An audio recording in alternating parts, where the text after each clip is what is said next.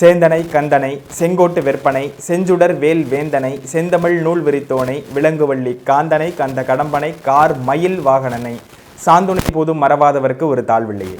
Sri Kuberan TV நேயர்கள் அனைவருக்கும் அன்பான வணக்கங்கள். வணக்கம். இந்த பகுதியில் நம்ம சனியினுடைய நட்சத்திரமான பூச நட்சத்திரம் எது போன்ற பலன்களை இந்த நட்சத்திரக்காரர்களுக்கு தரவிருக்கிறது அப்படிங்கிறத பார்க்க போகிறோம். பூச நட்சத்திரம் அப்படிங்கிறது சனியினுடைய நட்சத்திரமாக சொல்லப்படுகிறது. ஒரு ஜாதகத்தில் சனி என்பவர் மிக முக்கியமான ஒரு அமைப்பை கொண்டவர். ஏன்னா ஆயுள் காரகனே அவர் தான் அப்படிங்கிற மாதிரியும், தொழில் காரகன் அவர் தான் அப்படிங்கிற மாதிரியும், நோய்க்கு உண்டான காரகன் அவர் தான் அப்படிங்கிறதுனாலையும் அவர் இருக்க வேண்டிய இடத்தில் இருப்பது மிகப்பெரிய உன்னத பலன்களை ஜாதகருக்கு ஏற்படுத்தும். அந்த வகையில் இந்த சனி அப்படிங்கிறவர் ஆயுளை குறிக்கக்கூடியவர். எதுக்குமே ஒரு டியூரேஷன் ஒன்று இருந்தால் தான் அதில் கெட்டது நல்லது எது இருக்குது அப்படின்றத பார்க்க முடியும். அந்த பிளாட்ஃபார்மே இல்லை அப்படின்னாக்கா யார் எங்கே இருக்காங்க அப்படின்றது தெரியாது இல்லையா? அந்த மாதிரி அட்டமாதிபன் ஆயுள் காரகன். அட்டமாதிபன் அப்படிங்கிறது ஒரு ஜாதகத்தில் 8ஆம் அதிபதி. ஆயுள் காரகன் அப்படிங்கிறது சனி. அட்டமாதிபன் ஆயுள் காரகன் திட்டகேந்திர திரிகோணம் ஏரிடில் தொட்ட லக்னாதிபதி பலம் பெற தீர்க்கமாம் ஆயுள். அப்போ சனி எல்லா இடத்துலையும் சம்மந்தப்படுகிறார் அப்படிங்கிறத நீங்கள் பார்க்க முடியும். ஸோ இது மாதிரி சனியினுடைய நட்சத்திரமான பூச நட்சத்திரக்காரர்கள் ஆண் ஆடு அந்த யோனியினுடைய விலங்கை கொண்டவர்களாக இருக்கிறார்கள். ஒவ்வொருத்தருக்கும் ஒவ்வொரு நட்சத்திரக்காரர்களுக்கும் ஒவ்வொரு விலங்கு கொடுக்கப்பட்டிருக்கிறது. ஏன் இந்த விலங்கு கொடுக்கப்பட்டிருக்கிறது அப்படின்னாக்கா ஒரு அதனுடைய கேரக்டர் கொஞ்சம் இருக்கும் அந்த நட்சத்திரக்காரர்களுக்கு அப்படிங்கிறதா உண்மை. ஒருவருடைய முழு குணாதிசயத்தை தெரிந்து கொள்ள வேண்டும் என்றால் தனிப்பட்ட லக்னத்தில் சம்பந்தப்பட்டிருக்கக்கூடிய கிரகங்கள், லக்னாதிபதி கூட சம்பந்தப்பட்டிருக்க கிரகங்கள், இதை வைத்து அவர் என்ன கேரக்டர் அப்படிங்கிறத நம்ம சொல்ல முடியும். அந்த வகையில் சனி அப்படிங்கிறவர் சற்று ஏமாற்ற தயங்காதவர் அப்படின்றத சொல்லலாம். ஒரு சலிப்புத்தன்மை உடையவர், லேசினஸ் உடையவர்னு சொல்லலாம். ஒரு சலிக்காமல் ஒரு ஓயாமல் ஒரு வேலையை ரொம்ப லாங் டியூரேஷன் செய்ய வேண்டும், அந்த மாதிரியான ஒரு வேலைகள் இருக்கிறது அப்படின்னாக்கா அது சனியினுடைய காரகத்துவம் அப்படிங்கிறத நீங்கள் புரிந்து கொள்ள வேண்டும். அதே சமயம் லக்ன புள்ளியாக இப்போ கடக லக்னத்தில் பிறந்தவர்களாக இருந்தாலும் சரி, கடக ராசியில் பிறந்தவர்களாக இருந்தாலும் சரி, அந்த ராசி நட்சத்திரம் பூச நட்சத்திரமாக இருந்தது அப்படின்னாலும் இந்த பலன்கள் வரும். அதே சமயம் நட்சத்திர புள்ளியாக இருந்தாலும் இந்த அமைப்புகள் வரும் அப்படிங்கிறத நீங்கள் புரிந்து கொள்ள வேண்டும். ஆத்மகாரகனாக கொண்ட பூச நட்சத்திரக்காரர்கள் இருக்கிறார்களே ஆனால் அவை சந்திரன் கடகத்தில் இருந்து இந்த பூச நட்சத்திரமாக இருந்தால் இது போன்ற பலன்களை சொல்லி கொண்டிருக்கிறோம். இதற்கு இணையாகவே அந்த நட்சத்திர புள்ளியும் பூசமாக இருந்தால் இவர்களுடைய டெஸ்டினேஷன் மென்டாலிட்டி இப்படி தான் இருக்கும் அப்படிங்கிறத சொல்ல முடியும். ஹார்ட் ஒர்க்குக்கு தயங்க மாட்டாங்க.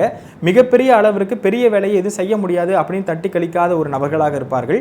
பெரிய அளவிற்கான வேலைகளை ரொம்ப மாத கணக்கில் வருடக்கணக்கில் செய்யக்கூடிய பெரிய லாங் ப்ராஜெக்ட் அத்தனையும் எளிதாக செய்ய முடிக்கும் வல்லமை படைத்தவர்களாக இந்த பூச நட்சத்திரக்காரர்கள் இருப்பார்கள் அப்படிங்கிறதுல மாற்றமில்லை. சனியுடைய பூச நட்சத்திரத்தில் பிறந்த கர்மாவுடைய அளவு இந்த ஜென்மாவிலேயே அதிகமாக குறைக்கப்படுகிறது அப்படிங்கிறதும் ஒரு கூடுதலான ஒரு அமைப்பு. இந்த நட்சத்திரத்தில் பிறந்தவர்களுக்கு ஆலமரத்தை நட வேண்டும் அப்படின்னு இருக்கு. ஆனால் அந்த அரச மரத்தை, அப்போ அந்த அரச மரத்தை நீங்கள் அவுட்டர் பகுதியில், அதாவது உங்களுக்கு சிட்டியில் இருந்தீங்கன்னா வெளிப்பகுதியிலேயோ அல்லது கிராம அமைப்புகள் இருந்தீங்கன்னாக்கா ஓரளவுக்கு உங்களை பராமரிக்க முடியும் அப்படின்ற அளவுக்கு இருக்கக்கூடிய இடத்துலையோ இந்த அரச மரத்தை நட்டு நீங்கள் வளர்த்தி பராமரித்து வந்தீர்களே ஆனால் மிகப்பெரிய உன்னத பலன்களை நீங்கள் மட்டுமல்லாமல் அந்த சுற்றி இருக்கக்கூடிய அத்தனை நபர்களும் பெறுவார்கள் அப்படிங்கிறது தான் பூச நட்சத்திரனுடைய கூடுதல் சிறப்பு அப்படிங்கிறத தெரிவித்துக் கொள்கிறேன். அதே மாதிரி இந்த நட்சத்திரத்தில் பிறந்தவர்களுக்கு சனி அதிபதியாக வருகிறார். அப்ப சனியினுடைய சம்பந்தப்பட்ட காரகத்துவங்கள் இந்த நட்சத்திரத்தில் பிறந்தவர்களுக்கு கண்டிப்பாக இருக்கும் அப்படிங்கிறத உணர்ந்து அந்த சனியினுடைய காரகத்துவத்தை எப்படியெல்லாம் நீங்கள் மோல்டு பண்ணிக்கலாம் அப்படிங்கிறத நீங்கள் பார்க்க முடியும்.